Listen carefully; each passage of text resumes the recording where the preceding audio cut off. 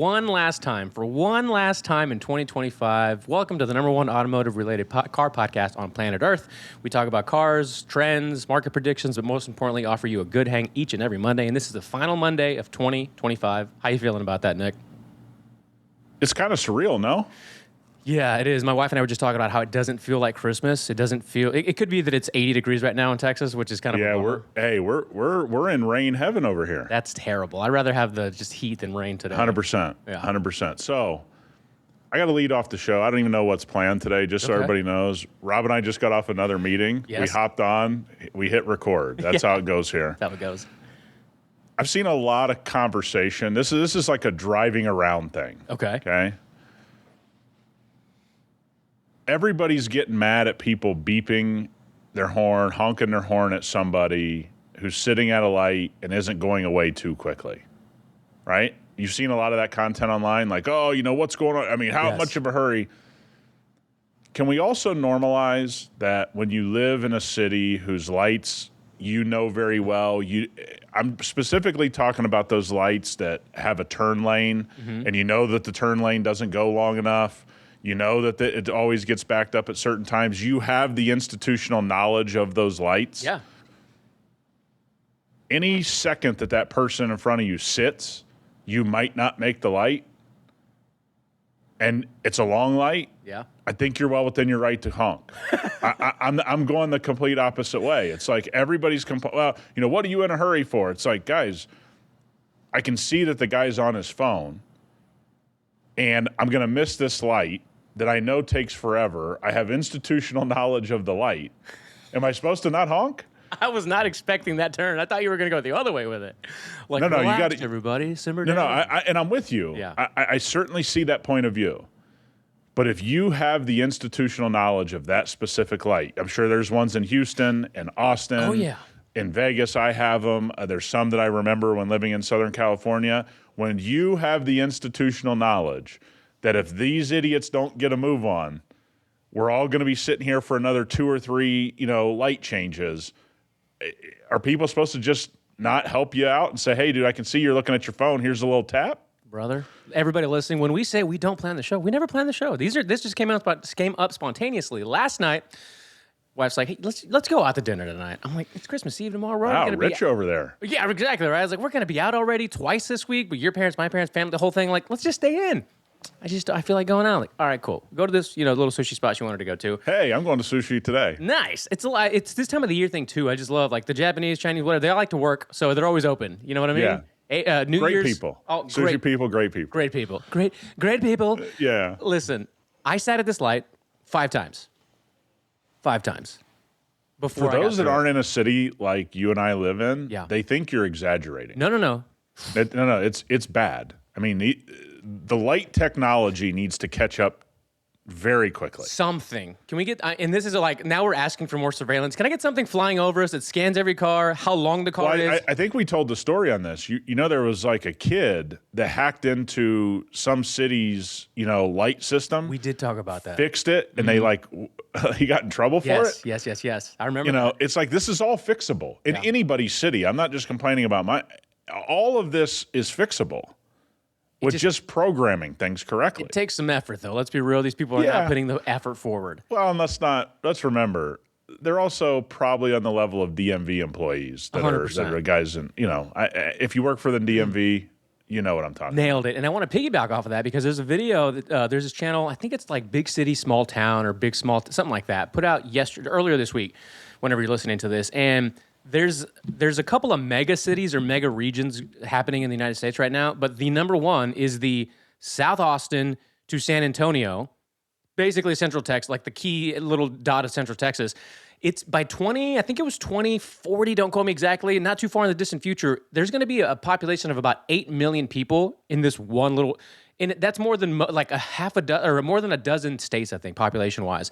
So just imagine the infrastructure needs that are going to have to develop over the next, 1 to 2 decades. And by the way, that aren't going to happen. Of course not. Why would they, right? Why would you? Why would you plan it out? Just circling the people, like the politicians come in and out, like 4 years, 2 years, maybe at the most 6 years, depending on what you do, in and out. Like they're just not planning for this, dude. They're not planning for it at all. No, and look, that's what we have in Vegas. Like, we just don't have any. Nevada's always on that list, too, of things that need to be improved that are not improving. Oh, bud, I mean, I could go on and on and on, and I have some buddies that work for these companies, so I'll stay very neutral on this. Okay. It's very obvious, and all of you living in a certain city long enough will know.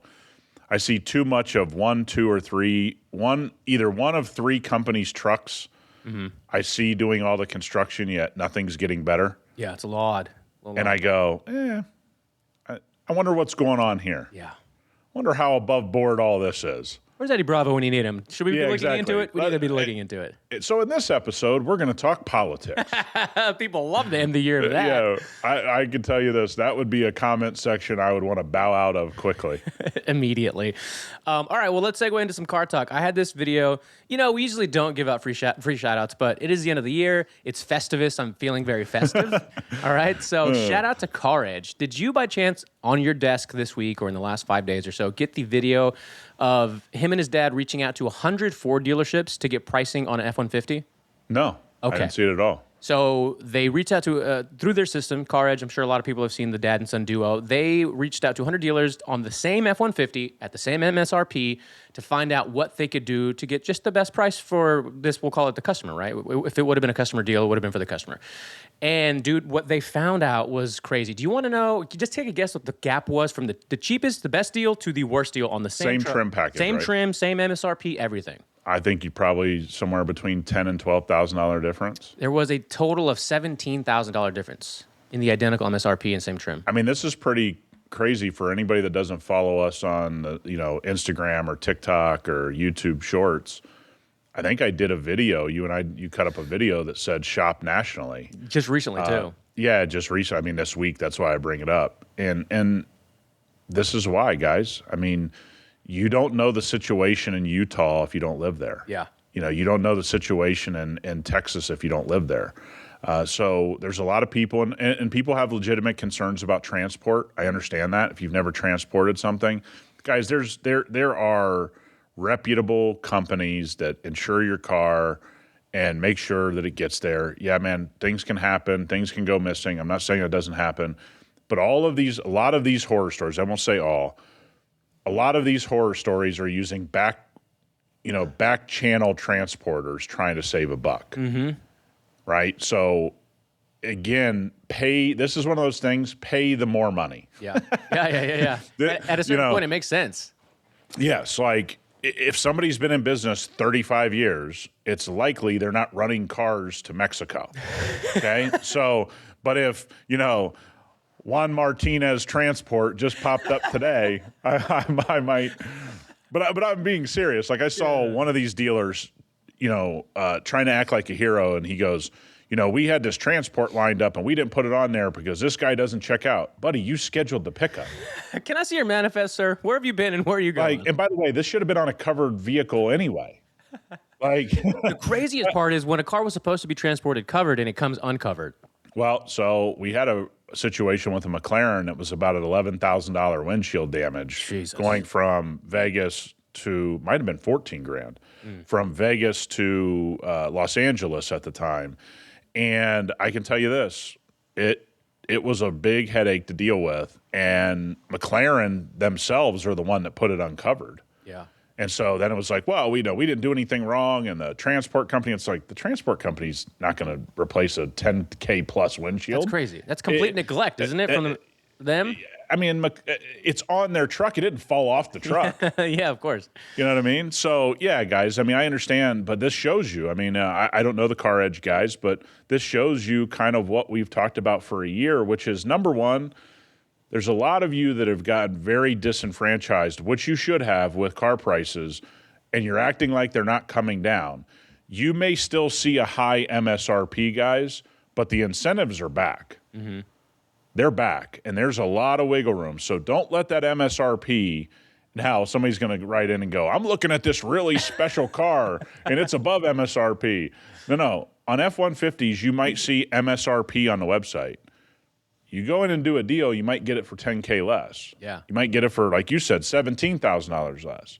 So the prices have not only stabilized on a lot of things, there's a lot of hidden savings that's not being promoted the way it once was. So shout out to the people that sent it to me. I had a couple of people send it to me, and I actually follow the guy, so I had seen it before anybody had sent it. I actually watched it. They put it together a full video on this, a YouTube video on the breakdown. I want to go through a couple more of the slides here to give, because some of the comments too, and it wasn't even just on theirs. Other people had reposted the story as far as like the video, like a screenshot of it, and then had their own kind of blurb about it. They reached out to 100 people. Imagine those, and some people made the same exact great point. Imagine the people that are just reaching out to 3 or 5 locally, going back to the video you said. Like, if you're reaching out to 3 to 5, because check these stats out. 100 dealers, 39 responded with the price, 21 ignored them entirely, 50% refused to give them a price unless they came in. You know, that alone are common tactics we've all experienced. Yep. The not giving you a price over the phone or an email, that one's the most annoying of them all. Well, there is a sales process to do that. So for anybody that's never really, been in sales or been around it, the idea is if I get you in the building, I can get a deal for you. Yeah. Right. It's very logical. We're just kind of sharing the common sense stuff here. But I think the days of that are probably gone. There's probably creative ways to give prices and still incentivize people to come in. I'm not in that world, so I couldn't tell you what those are. But there comes a time where I think,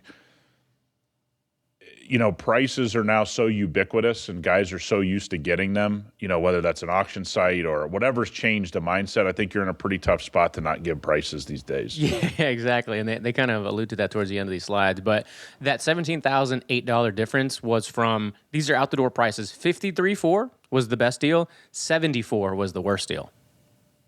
Whoa, man. Bro. We're talking about... And that, by the way, that's real money, man. That's real money. You're talking about... Remember the theory I kind of shared, I think probably one of our first episodes we ever did. Guys, when you're sub $100,000, really think about every $10,000 and what that means. I know it's you're like, Nick, obviously. But this proves to you somebody's walking in there paying $70,000+, not thinking about every 10 grand in the sub $100,000 car market is most likely just negative equity you're going to eat. So if you buy at 74 and this guy buys at 53, let's think about it this way. You got $20,000 in negative equity automatically. Off the rip. Yep. And by the way, that's not depreciation negative equity. That's buying negative equity. So when I said that back in the day, or back a year ago, I remember people giving me and being like, well, isn't that obvious? This proves to you it's not obvious. Yeah. So we got to repeat this kind of stuff because every 10 grand under, when you're in that 50, 60, 70, $80,000 car, boy, that's a lot of money. And I know it's obvious, but this proves to you somebody's paying 74. So in those 100 dealers, they all had 5 common tactics. Maybe if you have any 2 cents on this. So we can't give pricing over the email, which you already kind of gave. Fake discounts, hiding the massive fees. Mandatory add-on packages, which, God, is that common. Applying rebates that they don't qualify for, and ghosting follow-ups. It was amazing how many people just completely ghosted them and didn't get back to them. Yeah, you would, and again, here's where we talk about AI. You would assume that this would all be, pretty easy to handle with some type of AI chatbot type of thing. It's just not happening widespread. I don't know. I think I'm just going to still stand by this. I think 2026 we're going to see what we've kind of seen the last half of 25, which is I think it's just going to become more normalized back to pre-2020. It's got it. I'm not assuming prices of 2019. I don't want people to get confused about that. But the stabilization seems to be here, right, on a large scale. And once we get back to stable, we can all complain about prices still being elevated. But this kind of proves I don't know how elevated they are. And I can't say this enough because I'm in the world of accessories and cosmetic stuff for cars. Do not ever buy any of that stuff at a dealership. Like, you have no idea the crappy PPF that they use. You have no idea of the crappy tint that they use. You have no idea they don't even use real ceramic coatings. They don't have any kind of wheel coating that would even help you. Like, just don't do it. Like, there is no other piece of advice. And then the son, Zach, did say, to be fair, there were a shockingly small amount of people that were honest, clear pricing, no games, no pressure. So they do exist. But this is a good point, too. The traditional car search websites don't traditionally advertise those dealerships. They rather advertise the ones that give you the best deal tags on the advertised price and are nowhere actually near the out-the-door price, which is, we all know that. Yeah. But if you push some of these dealers that are quote unquote not doing things above board, you might actually get that price they advertised. Yeah. Because they advertised it for a reason, which means they think if somebody comes in and you got the money, you got the credit, whatever it is you want to say, you can get a lot of things wiped away. Look, I've had people, try to do amendments to deals, and we're going to put tint and PPF. I said, Bud, this is going directly to my shop. Like, I've known you long enough that's coming off. We're not going to do that. Cool. I walked out the door. Before I drove back to my shop that was 6 miles down the road, hey, we wiped it off. So don't think you can't have that stuff wiped off. Did you say you better add the $7 that I just spent on gas? Exactly. Big tires down. Yeah, well, you look, it's LX goes through some gas. Just wait till you get the Excursion, though. Just wait till you get the Excursion. Hey, it's better on gas. It is actually better on gas, probably. Yep. I'll be all right, Rob. I believe I got a card that'll swipe.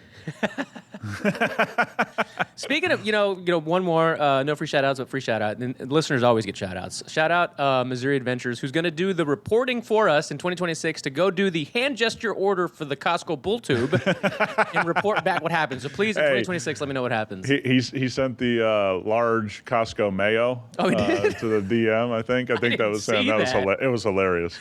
Oh, so, yeah, we're having a lot. Guys, I have a Costco membership. Let's all relax. Okay? Let's all relax. I'm one of you. We buy stuff there as well. One of us. You don't have to get all bent out of shape. I mean, when I say I got like a brand new Costco within a rock's distance of my house, I mean, I got a brand new Costco, like only been open a few months. Listen, you really can't be one of us unless I see a video of you going like this at the meat counter. I'm going to say that now. I'll still say this. If you get samples there, you should be taken out of society. Every time I walk around, I agree with you. I'm not even disagreeing with you. But every time that I am there and I do see people, I'm just like, in my mind, I just can see Nick's face of like disgust. I'm just going, what are we doing here? Yeah. What are we doing? And it's usually... Go ahead. What a brilliant move by companies like Costco. Like, they just know, and they're like, I mean, you imagine how many bags of shit they sell just based off people grabbing a sample. Like, it's ingenious, but it's like, what are we doing here? Yeah, just get your groceries, get out. Sometimes I will feel so bad in the sense that like it's an older lady, she's very nice, and I won't try the thing, but I will go buy the thing even though I didn't try it. Hey, that's fucking priceless. And then my wife's like, "You didn't even try that." You're like, "I know, but look, she's so nice." Like, I agree. They always are the nicest people. I just go, let's be better. Let's be better. I always ponder on the kids. The kids will love this. The kids will love it. She's like, no, they won't. I'm like, well, we'll see. All right? We'll see. Sorry. She was very nice. I can't make eye contact with them. That's the thing. I just gotta, I'd rather just ignore them almost just so I don't feel that urge to just grab the thing. I can't believe we're, 18, 19 minutes in now? We're going to say nothing about Jake Paul and Anthony Joshua? I mean, I was waiting for Sports Corner later on in the show, but please, give me your 2 cents. Everybody hates the guy. Obviously, we're talking about the Pauls here, but... You and I will say this till the day we die. Him getting in there with a guy that had to cut to 245 to make weight, I don't care what anybody said. As a guy who has had a broken jaw, you have no idea. I forget all of the, our guy, Brandon Schaub, who we both like, made some crazy comment that, he wasn't really fighting about. Come on, Brandon. Come on. What did he say? It's not honorable or it's not brave? He's like, the way he did it, buddy, he got his jaw broken. Yeah. Although he made a good point. He said, I would smash my dick in that car door over there for $100 million. I was like, God, jeez. A little intense. I just, look, man, think what you want about him. To take shots from Anthony Joshua, who's, what's he walking around? 270, 265? Every bit of. Every bit of it. Probably 280 if he wants. I just don't think people realize taking a shot like that and taking it repeatedly. And it looks like he has multiple fractures. I saw him in the hot. Yeah. Dude, There's a lot to be said that this isn't boxing, but I'll tell you what it was, the results of boxing. It was. So whether you think it's real boxing or not, he's paying the price. And this was gentleman's boxing. I don't know if you agree with me on this, because I've seen the breakdown. He could have been ended in the first round, second round. No question. You know what I mean? We call it carrying. Yeah, there you go. He carried the fight, you know, sort of like Mayweather did late in his career with some opponents. Yeah, man, he carried the fight. He gave the fans what they want. But I got news for you. If you've never had a broken jaw, you'd feel a lot different of calling this fake or real or whatever. Like, I mean, it's like calling WWE fake and like half these guys can't walk around. It's like, yeah, man, I get it's fake, but I mean, these guys have like broken backs and they break their neck. And I mean, so shit happens. Yeah. But yeah, man, I mean, I just thought Schaub, who I do like listening to his fight stuff, I thought he was just off base. It's like, dude, he broke his jaw. Yeah. Like, yeah. I get it, man. Was it the prettiest fight? No. Was he running around? Yes. I thought something many people don't. I thought Jake Paul looked fat. He did look a little out of shape, which a lot of the comments were, if he was in shape, if he had trained for a full year for this fight or whatever, which maybe, but he'd have been smaller. I was under the impression that's all he does. You would think, right? I mean, you got to have a treadmill in that joint, so he's making $100 million of clip. Yeah, I'm pretty sure he bought an assault treadmill during the Black Friday sale. You know, I mean, I got to think you can get a jog in, my guy. Like, I was surprised because he's not like that. So I don't know if something happened health-wise. Once I saw him come out, obviously coming out Hulkamania style, you know. I mean, gotta love the theatrics. You gotta love the theatrics. But I just looked at it, I go, ooh, he's kind of. What happened at the camp? Like, you just thought we're just going to put weight on? Like, Didn't he make double of what Joshua made? No, I heard it. Look, the numbers are all over the place. All over the place. I don't really know what everybody made. I heard it was 5 to 10 million difference. I mean, there's guys I could call and find out. I just don't care enough. Sure. But yeah, the numbers are so. I heard 48 million. I heard 92 million. Yeah. I don't know how it got this way. But again, if somebody gets their jaw broken, let's just maybe say, okay. Yeah. Bravo, sir. Yeah. Because I can tell you this, none of you signing up to get your jaw broken by a guy rocking 245, in the ring. Both people won. He got his money, he got paid, and honestly, the people that are haters won't hear from him for a while. So it's kind of a win-win. That I had somebody say, like, you think he's going to come back? I said, well, he's going to be out for a little bit. Yeah. I mean, there's going to be some heal time here. Yeah, and then once he's healed, he'll probably still be away while he gets back together, like is in shape. I just can't believe Joshua had to cut to 45. That's just mind-boggling. People have no idea how big that is. Yeah, every time Derek Lewis used to come into my old business, he had to cut, of course, to make 265. So, well, the most iconic ever is Brock Lesnar had to cut to make 265. Yeah. Like, I think Carwin as well had to cut down. Yeah, I mean, you just go. You guys have no idea. Like, that is like 3 humans on top of you. Yeah, it's wild. Human. I mean, we're not. I don't care what people say. We're not all equal. We're very different. As a matter of fact. No, some people got hit with the wand a few times. Hit wand with a few times. Man. Oh, was there anything else on the card that? Because I didn't watch any event prior to that. Like any other matches. Well, Anderson Silva got a TKO. Yeah, Woodley.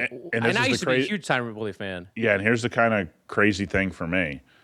I saw live Anderson Silva beat up on Rich Franklin. Oh, wow. And to see him still fighting, I'm like, oof, man. Yeah. That's a long time, bud. What's the next evolution of what's the next evolution of the spider? Like, should we be calling him something else these days? I don't know, but anybody that's ever knows about that shoot the boxer crew, I believe anything. Yeah. They could just tell me anything. Like, these guys are like on the moon fighting. I'd believe anything. I mean, it's just a wild crew from back in the day. Yeah, it's like the Hammer House crew. I just believe anything. Yeah, where I grew up, there was a hub of shoot the box people, a gold team like Macaco and Oliveira, like that. Yeah, group of people that's just a whole different crowd, man. Right there in the southwest side of Houston. I mean, those guys are knocking each other out in practice. This is 15 years ago. Yeah, they're fights, just like full blown fights. like fights. Yeah, like 2 heavyweight champs just at practice. I mean, it was just kind of a wild time. Oh, and then we'll move on. Did you see Orlovsky get into it with some kids or something, some streamers? I just had this conversation with somebody, and we'll kind of move on from this. These people, I don't care if you're a streamer, a kid at a restaurant, the Rampage Jackson situation where these 2 kids are mean mugging them. But these guys are real people. Yeah. Like this, what's Kevin Hart saying? They're walking around. Yeah. Like they are in the midst. Like, you better understand that if the fuse goes off, everyone's going to sleep. Yeah. And it isn't the guy you're making fun of or trying to take a picture of. Like, I just don't think people have any grasp of this fooling around is going to have a price. Yeah, there was my wife went to a Henzo Gracie seminar sometime last year. There was a bunch of friends from her school or whatever, and Orlovsky was there, and she had never seen him in person, and she was like, this guy, and honestly, when you compare him to other heavyweights, doesn't seem like the biggest guy compared to the Lesners and such, but then you see him in person, you're like, oh my God. Yeah, it's not real. And by the way, if he grabbed, he is going to twist your neck off your body. Speaking of Shab, yeah. Shab. Like, this is not, people just have no concept. And I always tell people who are fans of this stuff, I was sitting 3 rows off the ring when Crawford dropped, a guy with a body shot. I've been close in fights. I've been to big fights. Get as close as you can and see how tough you think you are. Yeah. Because it's one thing to sit up in the mezzanine and go, go down there and listen to it. And then tell me how tough you really think you are. You're just like looking up at these guys? Yeah, no, it's a different thing, man. All right. We'll shift back to some car talks here. I had this sent to me a couple times, and I'm sure you probably did too, but we're not going to see the ID Buzz in 2026. It's a shame. But only in 2026. Did you know that? I saw this news, and I feel like a lot of people feel. I thought it was cool, man. I thought it was cool they did it. Let's get out of the EV versus gas and what they should have done. I think this is kind of a shame, but this is exactly what we've watched. When the price is wrong, Ford Lightning, ID Buzz, a million more expensive ones from Porsche and all of these companies, it's not going to sell. Now, this becomes compelling. I was talking to somebody who sent us a message. I think one just hammered on an auction site used with not very many miles for like 42. We're not real far from these hitting the 30s in the used market. I mean, you start saying that if this gets to 28 grand, a lot of people are going to be taking a look. And I know we've talked about it's got to be, the dual motor or whatever, but at what point does just the rear drive become compelling? I think if you live in a place like you and I live, I don't see any reason why you wouldn't just enjoy that. Because Austin dealers, you got 2025s, whether it's a first edition or I'm looking at just their S rear-wheel drive, 44, 2025.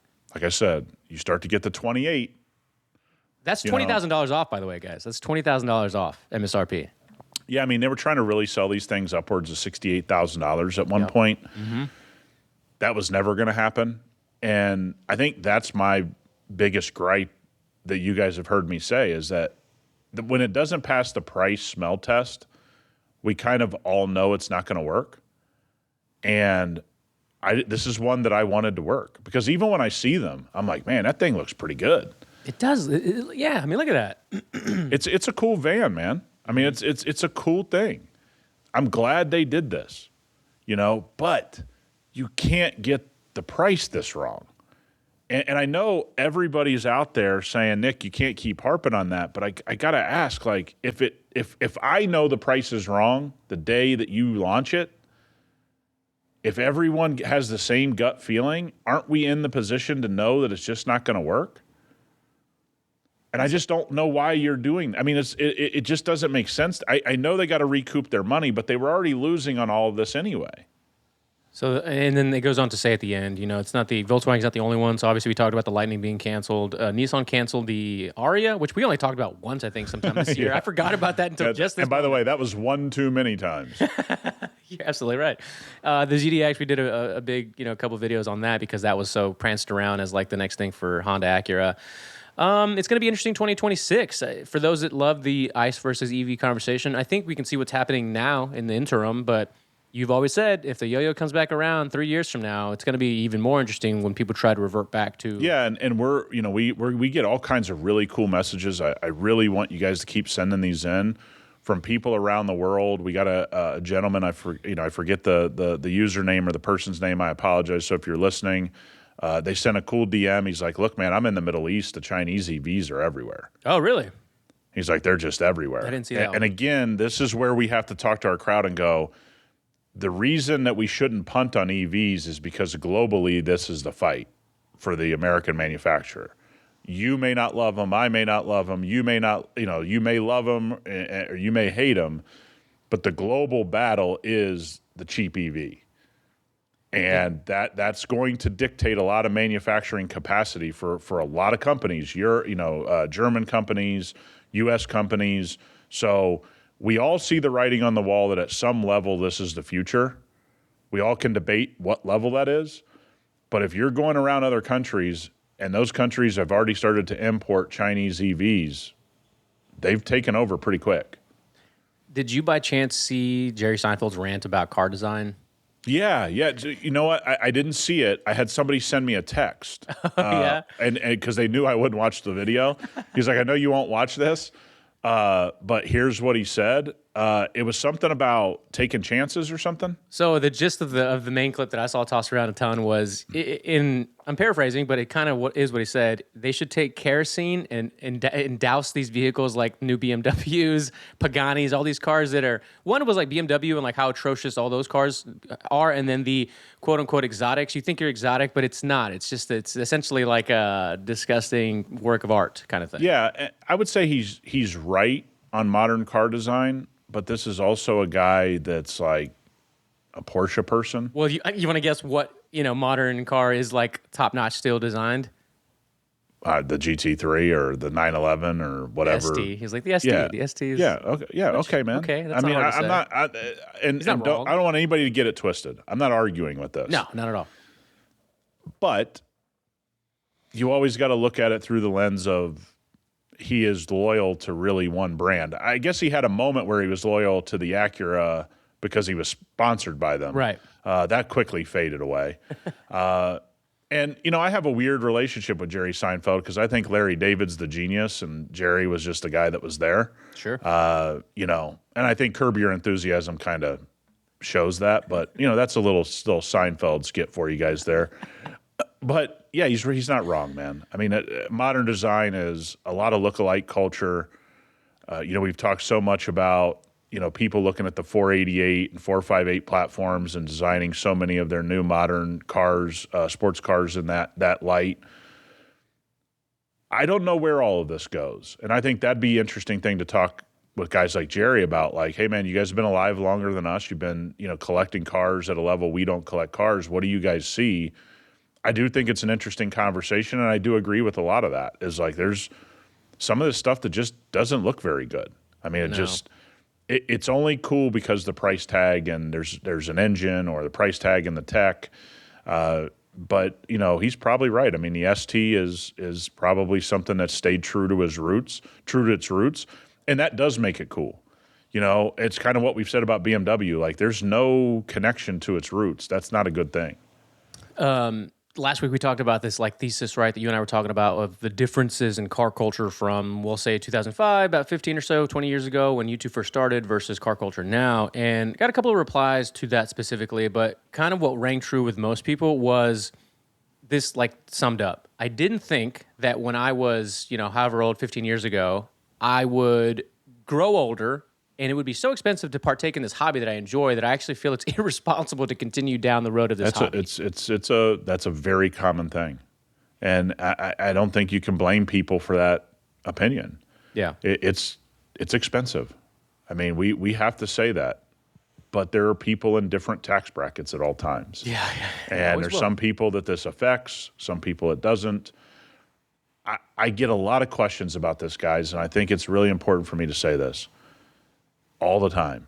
There's still cool shit you can buy for a price that fits you.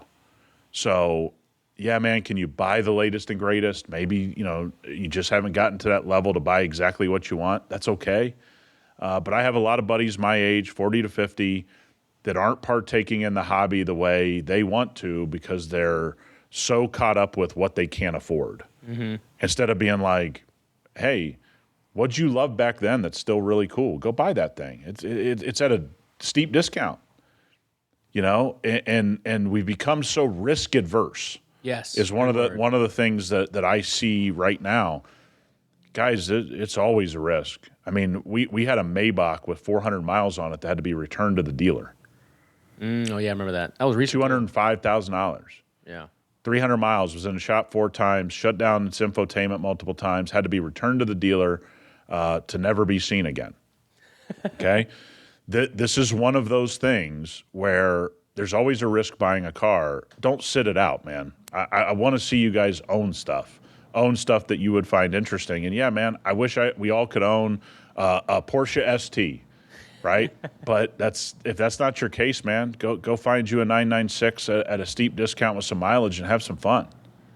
Yeah, because like you said, and actually here recently too, there was a couple of clips that we had put out where you were talking about just that. Oh yeah, going back to the get in where you fit in. You had somebody on YouTube, I think, commenting like, I think it might have been on the LX or the Lexus stuff. It's just like, I can't do this hobby. It's just too much. It doesn't make sense, something like that. But it's the same sentiment, like you just said. Get in where you fit in when you can. Yeah, and that's the way it's going to be, and that's the way it's always been. We just have to stop this negative car hobby talk, and I don't mean like we can't have conversations about the pricing issues. But that doesn't mean there's not stuff available to you. Like we're sitting here talking about constantly Gen 1 Raptor and the old 7.3 Excursion. Yeah. We're talking about older BMWs. We're talking about 2001 Porsches. Like, guys, we're not the guys sitting here telling you, and all we talk about is, we test drove with our press car. I got the new Porsche, and it really handles well. Like, that's not the show you're listening to. And the fact is, if you listen to those shows, I just got to wonder your brain wattage. I mean, most of the stuff is obvious. Most new cars are fast. Thanks for the info, bud. Hey, Rivian's doing this at their launch. Here's the press release on my Instagram. Cool. If those are the people you're into, then you're not really in the car hobby, in my opinion. Speaking of wattage, you're just what? Go ahead. So speaking of wattage, I got two things. One, my wife is so bad about waiting for the day of a holiday to give me a gift. She's like, open it now. So I opened up. Yeah. I have it's a 74 Turbo S. Porsche, Turbo S, or 911 Turbo from the Forza Horizon video game. When the game came out a couple years back, I think 2019, 2020, they make runs of Legos for the games, and it was like That's a cool. limited edition. So super cool. So I got an old school. So then I went to go look at the prices. I was like, oh, it's $180,000 for a 70s. Okay. All right, I'll just stick with the Lego for now. Yeah, I'm probably just going to put the Lego together. Yeah. No, I'm going to keep it in the box. I'm going to go ahead and keep it in the box. Yeah, but here's what I'm going to do. I'm going to open a tab, and I'm just going to keep my eye on these prices. Maybe something happens. Well, speaking of wattage, last week I told you the cheapest Taycan in the country was $39,000. We have a new winner, by the way. Oh, you got the tab. Look, you are a sicko. You What? have the you've kept the tab open like you're going to buy one. Well, you don't know because now we got two winners actually. From 39 last week, 34, and then we have one for 23. How many miles is on that thing? The one for 23 has no miles listed, but the one for 34 has 103,000. Yeah, that'd be a tough buy. That'd be a tough buy, 100,000. But it's a pretty blue, but it's like my hat. It's like I hear you. That might be one I'd say stay away. Can you imagine being like, 2020, all right, Taycan, 103,000. It's only $35,000. Do you think it's a good buy? Like, how do you ask somebody that? I don't know. I actually don't. I'll be very fair with everybody. I don't know how to gauge high mileage EVs. Or I just haven't, especially these EVs, right? I just have no way of gauging them. Could it be reliable another 100,000 miles? Could it be reliable another 2,000 miles? Like, I just have no way. I have no gauge for it. Oh, okay, well, never mind. The $23,000 one is salvaged, one accident, two owners. Yeah, that's been pimped out. That's definitely been pimped out. Pimped out and pimped in, you know what I'm saying? We're going to just leave that one there. But I thought that was interesting. The other one's a clean title, but 34, I mean, I just had to bring it up because I didn't expect the 39,000 from last week, and then 34. Dude, craziness. I don't want to end, obviously we still got some time, so I don't want to end on this subject, but I got to bring it up just in case you have some thoughts. Call of Duty, co-creator, co-founder, died in a car accident on Angeles Crest. Did you see it? I did see the video, yes. It was an SF90, I believe, right? How quickly you turn it off?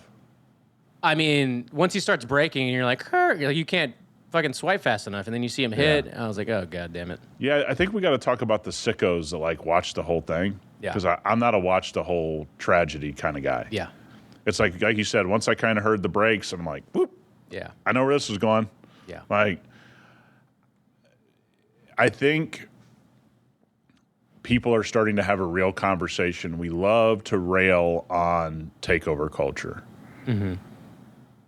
There are really powerful cars that people have no training in driving, and they're driving on these windy, because this happened at Angel's Crest or Angela's Crest or whatever it's called in LA. Look, man, I know a lot of pro level drivers that drive those types of roads that are talking privately. Maybe some of them have come out publicly. I don't listen to a bunch of those kinds of podcasts. That, it's becoming a real danger to be on these kinds of roads. And I think it all stems from, we can talk about the skill level, but if you don't have a skill level and your car is 350 horsepower or it's 1,350 horsepower, I think the skill level becomes that much more amplified. And I just don't think we're talking about it. Yeah, it's true. And that sounds like, we're being, what are we, old fuddy-duddies? Oh, yeah. No, but it's just a horsepower issue. I mean, you probably don't know, any of us, you guys probably can't name two people you've actually spent time with that you said that guy's skilled enough on a winding road to drive a 1,000 horsepower car. No. And some of you may know professional drivers that will tell you, I'm not driving a 1,000 horsepower car on that road. That's not even fun. I'd lose control. They're pros, approaching pro level type of drivers. I just don't think. I mean, this is kind of the conversation around Hellcat. When Hellcat kind of hit the scene and these powerful cars started just being down the street from you at the dealership. You go, they just sell that, dude. It's so funny you said Hellcat. Many years ago, I got gifted a track experience, and it was one of those where you just kind of pick from a half dozen cars or so, and you go on the track with a driver, and then you drive and the whole thing. And when I saw that the Hellcat was on the list, I mean, you're talking about Huracan. It was a GT3, was what I chose, and then other good handling, what you would think off the top of your head, good handling, nice nimble cars, and then there was a Hellcat on there, and I'm like. In my mind, I'm like, please tell me the guy that chose the Hellcat actually knows how to handle a Hellcat around a track. You know what I mean? To do 3, 4, 5 laps. Yeah, I mean, what a tragedy for anybody to it caught fire. Is that what happened? Yeah, pretty quickly. I will say this again and again and again. This is becoming increasingly more dangerous on these roads, not simply from the skill level. Yeah, it was him and a buddy, I believe, too, right? Yeah, that's what I heard. And guys, like you said, it could sound like old man, get off my lawn. I just don't know that many people that are that good at handling 500 plus horsepower. You get over 550 horsepower with a lot of these cars, and you're talking about some of them being 800, 900, 1,100 horsepower.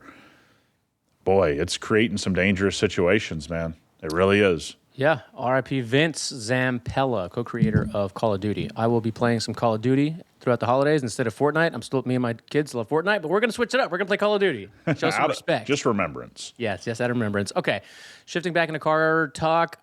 Did you see what Mr. Tim Kuniskis confirmed for Dodge next year?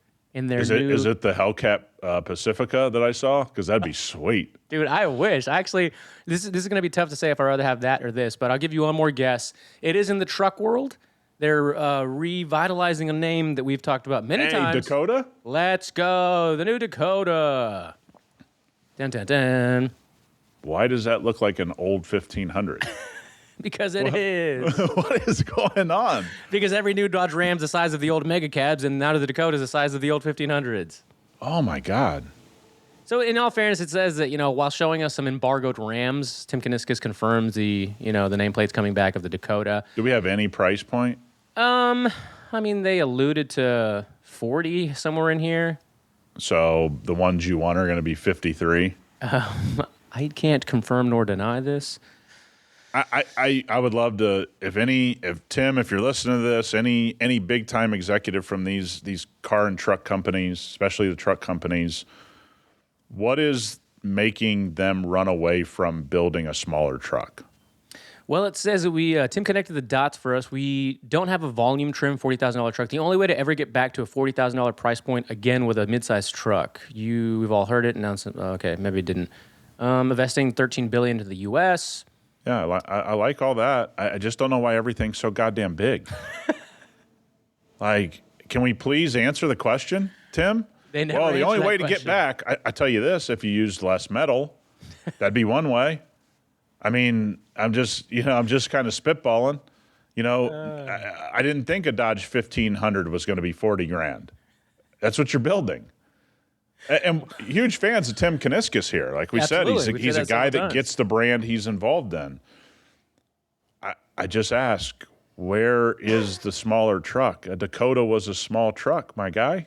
That's the hook. Why is it so damn big? It just goes in the clip. I mean, why is it so damn big? Oh. We just never get the answers, man. And I get it. Maybe we don't know something that they know, but can you guys at least answer the question on everyone's mind? Everybody who was around remembers the Dodge Dakota. It was smaller than a Ram 1500. This is now the size of a Ram 1500. Yeah, it's and I have a real basic thing that I'll say. I've said it probably on multiple occasions this year. I'll repeat it. Mm-hmm. They don't have anything else to sell you except that we made a bigger truck. That's true. That's like the new selling point. It's bigger. There's more space. Bigger. They don't have another selling point. That's why they would do it. I mean, and I would have no problem saying that to an executive. Hey, bud, you can admit it right here. You guys have run out of ideas.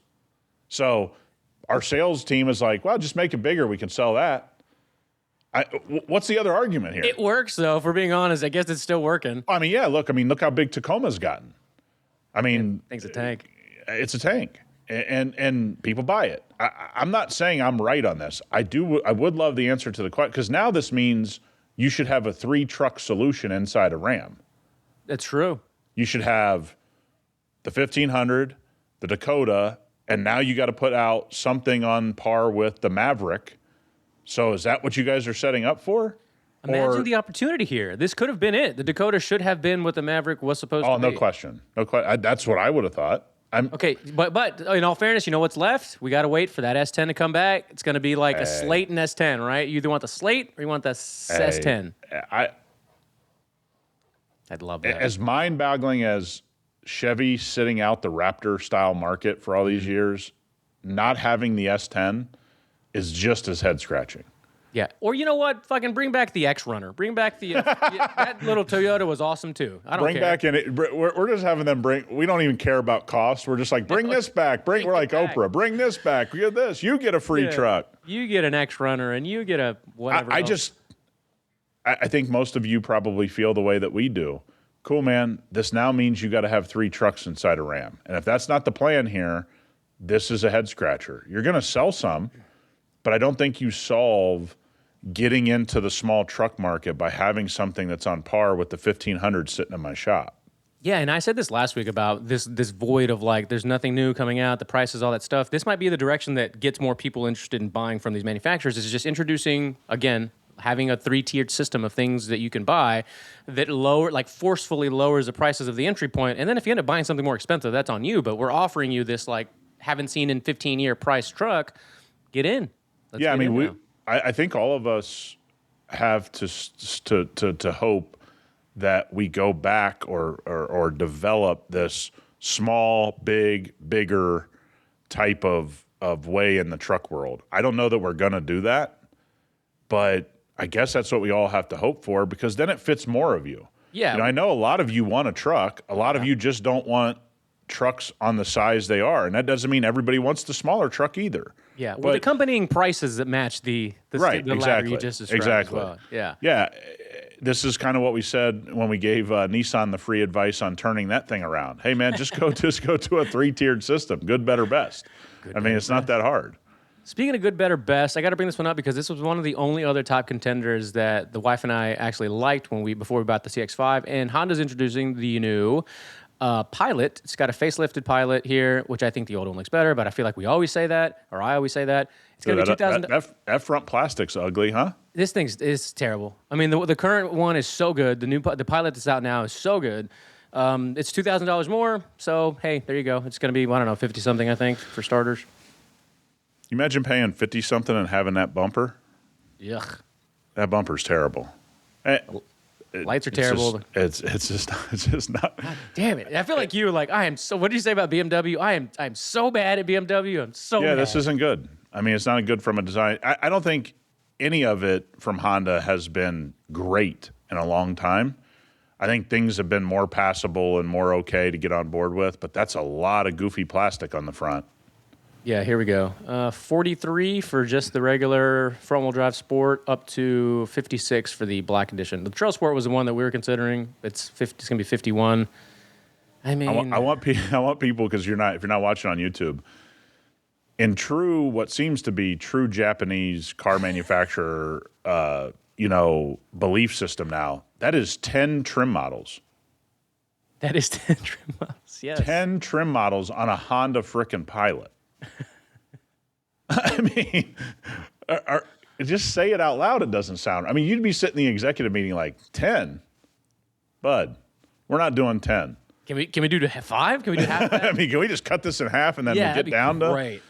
to? That's why I always tell people, stop telling me your thing is fully loaded, because fully loaded means it's something a lot different now. That's actually coming out today, I think. We have so many holiday clips going up just because most people are at home and they're going to be consuming Nick's face and my voice from now until New Year's. Yeah, no, it's 10 trim models on a Honda Pilot.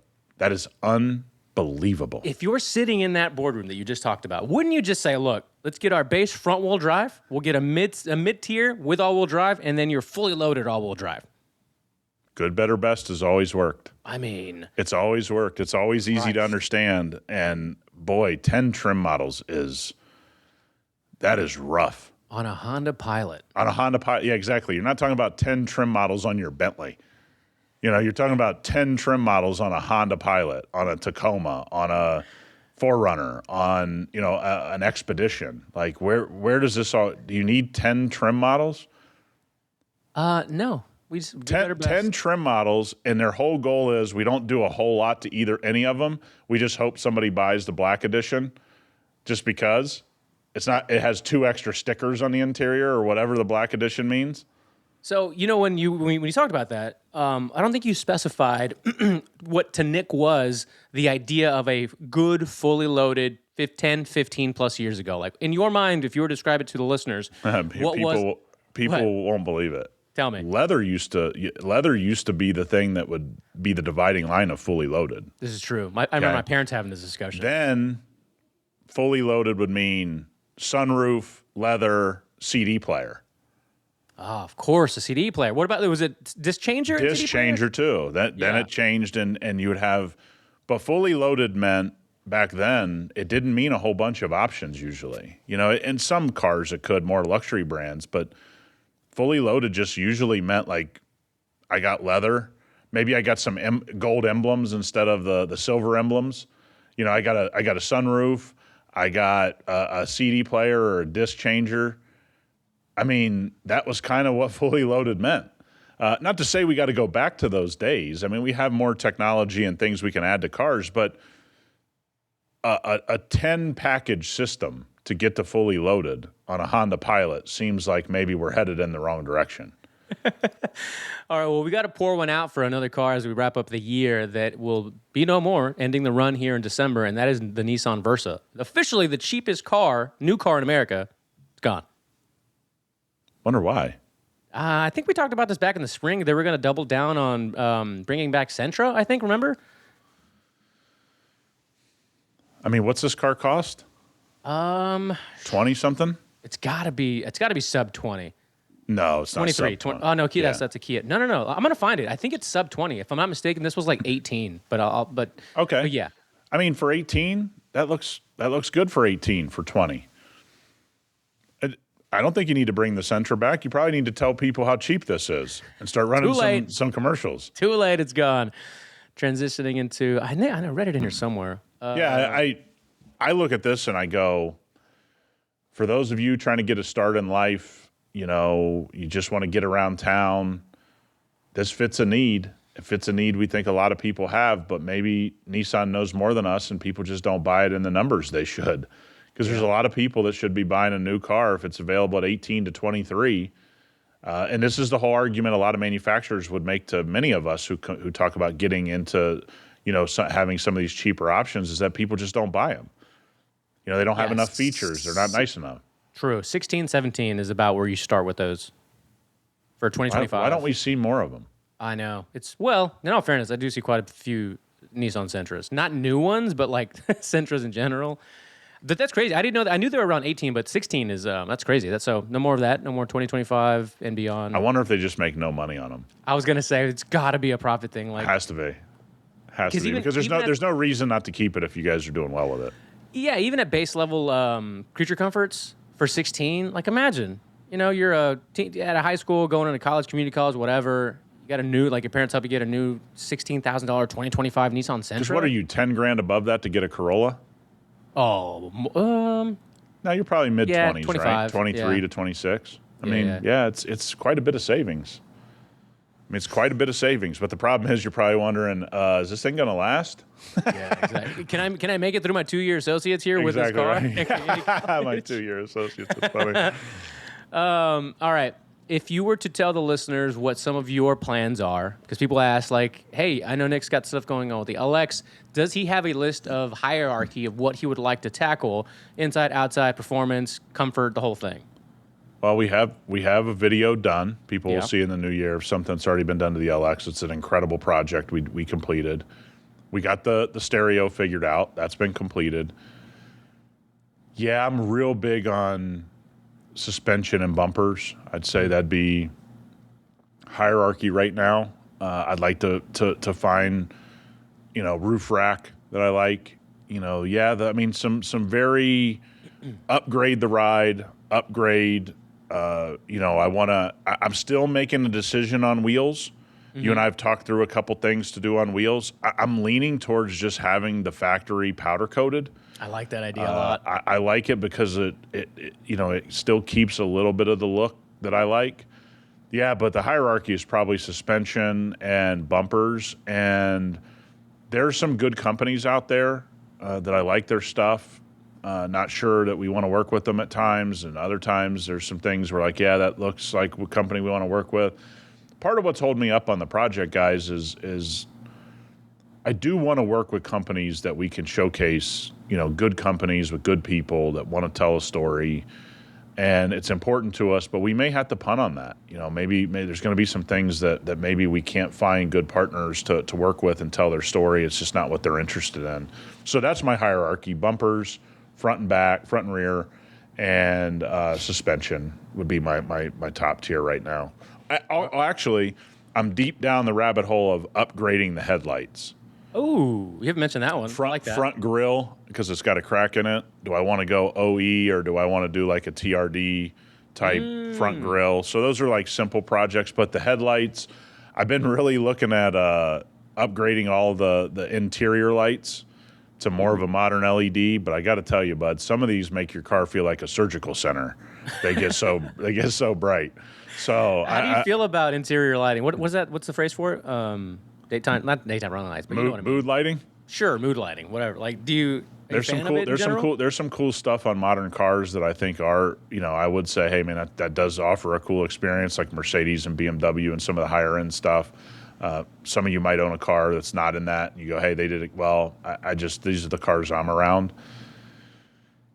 Interior lighting is tough because when you make the change to all LED, you're going to get a vastly different experience than I have currently, where I get in there and it feels very 2003. You're not blinded when you turn the light on.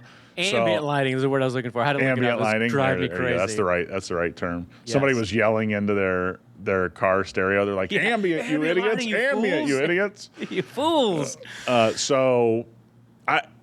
Lighting is very top of the list right now, especially I don't want to do, so you can do a lot of things that really start to run your pricing up, where you send off the lights and they, do all these things and put these very elaborate.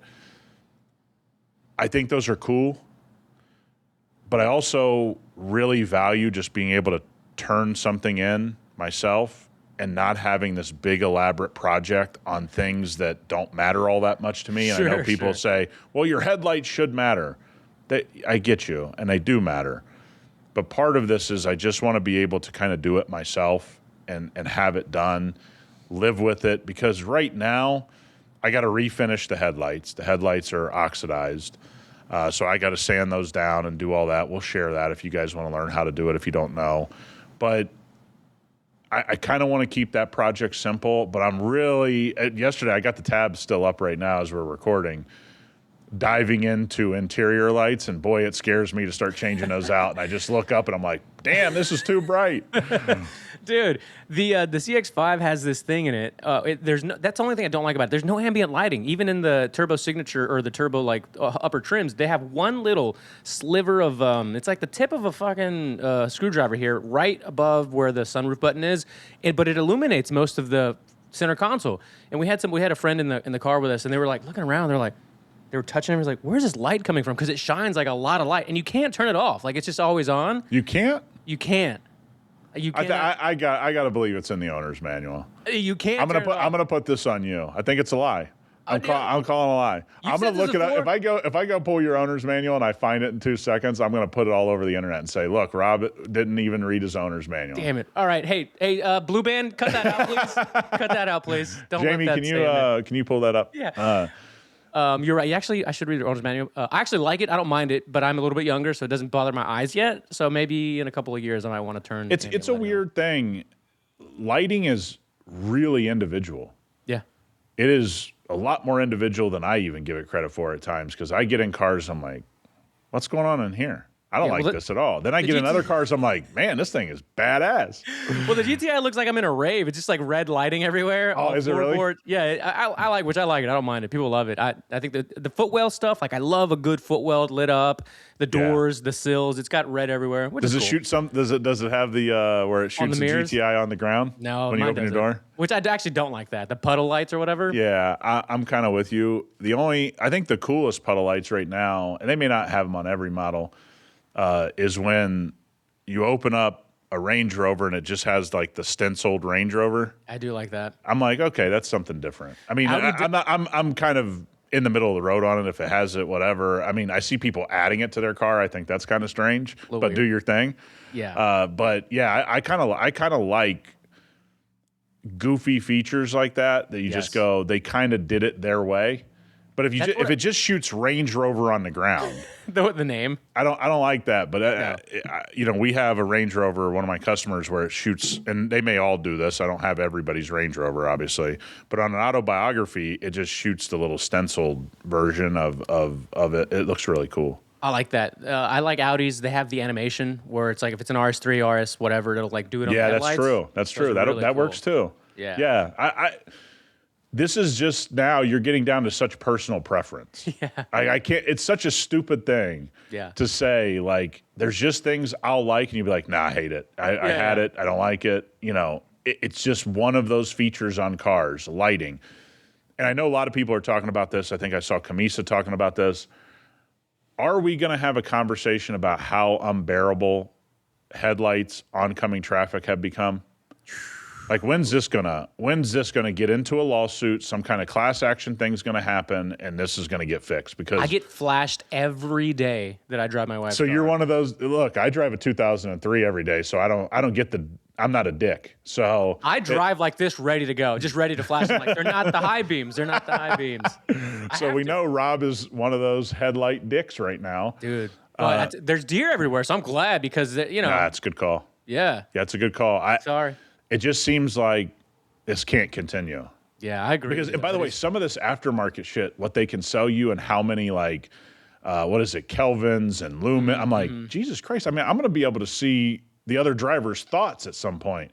There's so much light. I love the add-ons of these lights where there's built-in fans because they get so hot. So when you put it into your housing, it's got the fan in there to keep it cool or whatever. And I'm like, what do you light? Like, are you lighting a field? Or are you just driving on the road? Yeah, I'd love to hear everybody's. If you guys leave comments, if you're really, really like down this road and you've messed with them, and then what about the people you can tell put aftermarket in, then they pointed them incorrectly, so they're like literally right in everybody's face? Well, most people don't know how to adjust them, so I just leave them the way they are when they put them on. They're just looking up in the sky. It's like, are you trying to see the nearest Taco Bell sign? Like, why is it so high? Look, and I'll leave it at this for my fellow Texans or anybody else. The light bars, we got to settle down with the light bars. Please don't run them during the day. Yeah, I don't think people, if you're going on a hog hunt, that's a good time to use your light bar. All right. Yeah. Yeah, that's what they're for. Yeah. 2 p.m. with the sun also in our eyes. We don't need that. Hey, the ones that crack me up out here. So I've lived here a long time. I've never seen an ounce of fog. but guys put those fog light bars and they're running all the time because they don't know how to turn them off and through their auxiliary, or they didn't wire up an auxiliary plug. And you go, bud, you got Las Vegas license plates. Like, there's no fog here. Like, this is never going to come up. Now, if you off-road it, and you go, that's why I have them, I go, well, why are you running it Wednesday at 11 a.m. in Las Vegas? I got to ask you this. This is so funny.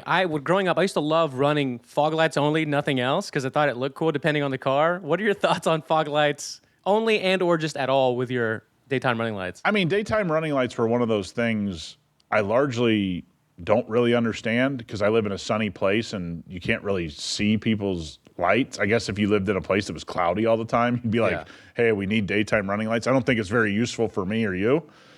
I don't have a problem with it if it's integrated properly, but when somebody's driving a Raptor that they put a shitty light bar in the middle of their bumper and they're running fog lights, I'm like, I don't think this is what you think it is. Like, I think most of us probably have when things are being used, it's your car, do what you want. I can hear the comments now. But when something's not being used for the intended purpose, as something as simple as lights, I got to wonder. I mean, I guess if I saw a Raptor like that was for sale, I'd be like, how often did you run these fog lights? Never. They're brand new. If they go, we don't have we didn't hook it up to the auxiliary switch, so it just runs with my lights. I'd be like, swipe.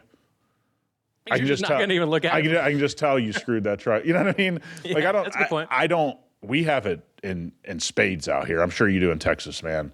These guys have light bars, and I think some of them look really cool. They're definitely functional if you're going out to hunt hogs in Texas.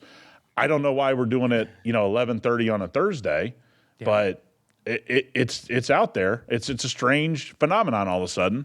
So funny. All right, we were recording this on Christmas Eve to get it out for everybody because we didn't take no days off, no weeks off. And, for the podcast since we started. I just need your blurb input on two stories because I already had them up and I just, they're in the news this week. Jaguar and then a fourth thing. Jaguar gave their final farewell to their last combustion vehicle. It was a F-Pace. Did you see this? Well, I saw that did they actually fire the guy and then they said they didn't fire him? Oh, that I don't know. Or something like that. So here's the final F-Pace. It's, according to the report, built a 567 horsepower F-Pace SVR powered by the legendary supercharged V8. Yeah, and it's gone. And it's over. I still am a little bit sad about all this. I agree. This was a brand, again, it's all age dependent, probably where, what you were around growing up, if you never got to see Jaguars or you did, I don't know. It was just one of those luxury brands you go, man, that Jag looks good. Man, that Jag looks cool. You didn't really want to own them because they always were reliability issues, but I was always kind of glad they existed and appreciated the big cat on the front, when they had the old emblem. This is probably gone forever. I mean, I don't know that Jag recovers. I just don't. And I don't care whether you like a brand or not. I don't think it's a positive when things go away. The Tiger King, I will never financially recover from this. That's Jaguar, sorry. Yeah, I just don't know if they'll ever recover because this has been bungled for 5 years now. I mean, from struggling with sales, not thinking about how to turn it around, then closing down production, then the atrocious release of whatever that EV commercial and design and all that kind of stuff, to now, I don't know how it's recoverable. All right, we're going to end on a high note because I think this is cool and we love these variants of Ford. But did you see that there is talks of more Raptor models being back on the table? Yeah, buddy. So if we get the off-road SVT or whatever Raptor Mustang or Expedition or Explorer even, would that be in contention? Can we get an off-road Mustang Raptor? That's what I'm saying. Yeah, that's like number one on the list because it was on the table about a year or two ago. Now it's back. Yeah, no question. That's a no-brainer. Now, nobody's buying Mustangs at a high level anymore. They're losing sales. So we're just asking them to build shit for no real financial gain to them probably. I mean, honestly, everybody that had a Mustang probably moved into a Raptor, but now they move back to a Mustang if it's a Raptor Mustang. Hey, my kids are out of the house. Let me get that new Mustang Raptor. Exactly. See, I'm a big fan of a company. Raptor's been done well. Mm-hmm. Ford has capitalized on it. They were way ahead of the curve on it. slap it on everything at this. I mean, you made a Mustang EV. Slap Raptor Slap on it everything. on everything. Do like what they've done at Mercedes with AMG and what BMW's done with them. Just slap it on everything. Fuck Yeah, it. it's a good point. Yeah. I mean, you've already lost a heritage. Let's just go. Let's go ahead and slap it on everything. Oh, dude. I got to say, the people that were like, we put out the I think the EV Lightning stuff, and people were like, oh, heritage. Oh, something about, ICE versus EVs. No, like, Lightning was a heritage thing, man. Yeah, relax, I mean, weirdos. Like a lot of people play pretend car guy. That's what 2025 has proven to me. If you're a car person, I don't care what brand you like and what brand you're loyal to. I'm not loyal to any brand. I like the cars. I like everybody's cars. If they built something cool, it's cool. The Lightning was a cool thing. There's a heritage to it. It wasn't decades and decades long, but it was something special in the Ford brand. This was what was so upsetting to a lot of people about Supra not being taken seriously inside of Toyota. And the list can go on. What we're seeing come out from M3, all of these things that have any kind of history that is loved by people, to mess it up seems really silly when you can just name it something else. It's just a goddamn name. Like, you can just name the shit something else. The best reply, I think I saw one of them, and you're like, not a car guy, huh? That's all you got to say. Yeah, like, guys, this is kind of what we're supposed to be about. Like, hey, you built something cool. Perfect example is Bronco. They did it right. Yeah, it was great. We all celebrated it. If that doesn't prove you should have an Explorer Raptor and an Expedition Raptor, I don't know what just does. do it. Yeah. Just slap it on, dude. People are going to, people are buying Cadillac Vs. Yeah. So is the price Dude, cresting $200,000? Look, like Frank's Red Hot, put that shit on everything. Yeah. Just roll it out. Yeah. You don't give a shit about names. You put Lightning on an EV. Let's roll. That should be the campaign. Hey, we're just giving you what you want. You want the name? We're going to slap it on everything. Yeah. Put Raptor on a Corolla. Sell that tech. Hey, I mean, we are putting Roush on Nissans these days, so I guess it doesn't matter. Hey, we got a message. Guy got a great deal on one. On a Roush Nissan? I think maybe it was a YouTube comment. If you're out there, we really want the updates. I would love to hear about this. We want the updates. We told you in the comments. We want to see how it goes. Rooting it on. Hell yeah. Okay. Love it. Yes, if you're listening to this, please. I want to know. I don't know. I don't think I've ever seen a Pro 4X Roush. No. I don't think me either. So we really want to know. Like, all you guys that are right in because you bought something, keep us up to date. Yeah, for sure. That is at clutchculturepodcast@gmail.com. Nick's at HyperClean Store and at HyperClean Nick if you want to bother him on his personal account that he never uses, but he probably should in 2026. And we will see everybody at this point in the new year. All right, guys. See ya.